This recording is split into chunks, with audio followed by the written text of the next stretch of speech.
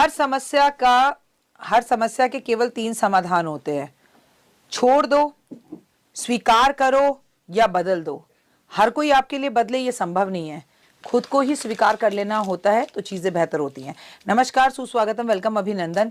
मैं हूं आपके साथ आपकी अपनी होस्ट डॉक्टर वाई राखी। स्वागत अभिनंदन करती हूँ आप सभी का आपके, मेरे और माता रानी के इस खूबसूरत से यूट्यूब चैनल पर।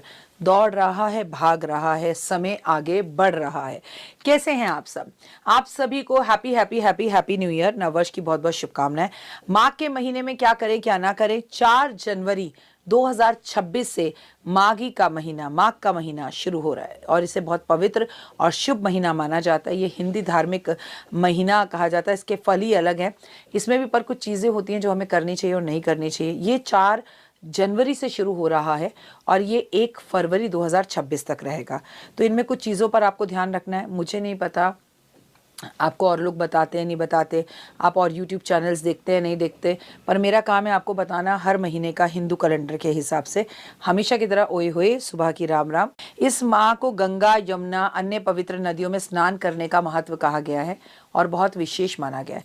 सुबह जल्दी उठकर स्नान करना चाहिए, पर हाँ, इस समय पर आप गर्म पानी से स्नान कर सकते हैं। इस महीने में सूर्यदेव और भगवान विष्णु, लक्ष्मी की पूजा की जाती है। सूर्य देवा को प्रतिदिन अर्घ्य देना चाहिए। महालक्ष्मी की आराधना करने से लक्ष्मी की प्राप्ति होती है।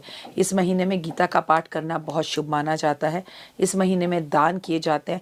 तिल का दान, वस्त्र का दान, कंबल का दान, गुड़ का दान, घी का दान बहुत शुभ माना जाता है। कहते हैं अगर आपकी 7 पुश्तें भी किसी ऐसी योनि में बैठी हैं जहाँ से उनको मुक्ति मिलनी चाहिए, उन्हें मुक्ति मिलती है।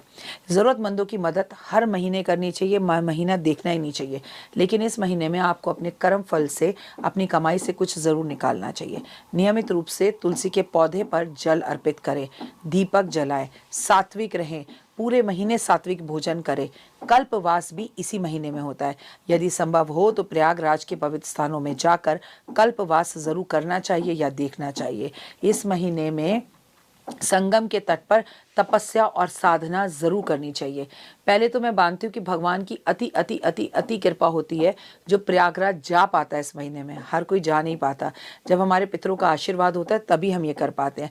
माघ के महीने में क्या ना करें, कुछ चीज़ें ऐसी भी हैं जो हमें एक्चुअली तो कभी भी नहीं करनी चाहिए, लेकिन चलिए अगर आप कभी ना कर पाएँ तो कम से कम माघ के महीने में से मान लीजिए तामसी भोजन करने से बचें, मांसाहारी भोजन करने से बचें, शराब पीने से बचें।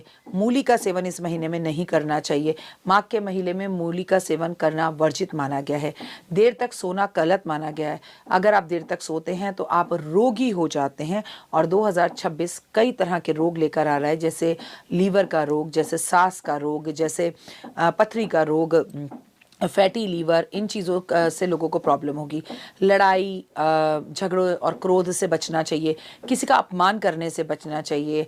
किसी को हर वक्त बुरा बोलने से बचना चाहिए। घर में गंदगी से बचना चाहिए। घर को साफ सुथरा रखना चाहिए। माघ के महीने में पूजा, अनुष्ठान, दान, हवन, ये चीज़ें करनी चाहिए जिससे आपके जीवन में बहार आती है और आपके पितरों को कष्ट और तकलीफ़ों से मुक्ति मिलती है। माघ के महीने में सबसे अच्छा होता है किसी ब्राह्मण और ब्राह्मणी को आप जो है गंगा यमुना में स्नान करवाएं। अपने खर्चे पर आप उन्हें भेजें कि आप प्लीज़ आप जाकर दान कर आइए, हमारी तरफ से भंडारा करें। कड़ी चावल ज़रूर लोगों में बांटें। जगह जगह पर पेड़ पौधे लगाएं। किसी बच्चे के स्कूल की फ़ीस दे दें। किसी की किसी तरह से मदद कर दें। ये सब चीज़ें अगर आप करते हैं तो लाइफ के अंदर बहुत सुकून और एक अलग सी कामनेस आप महसूस करते हैं। आप सभी को माघ के महीने की बहुत बहुत शुभकामनाएं। फिलहाल दीजिए इजाज़त। अपना और अपनों का रखिए खास ख्याल। आपके लिए इस साल बहुत शुभ हो। 2026 शुरू हो चुका है। अब नहीं बदलेंगे तो कब बदलेंगे?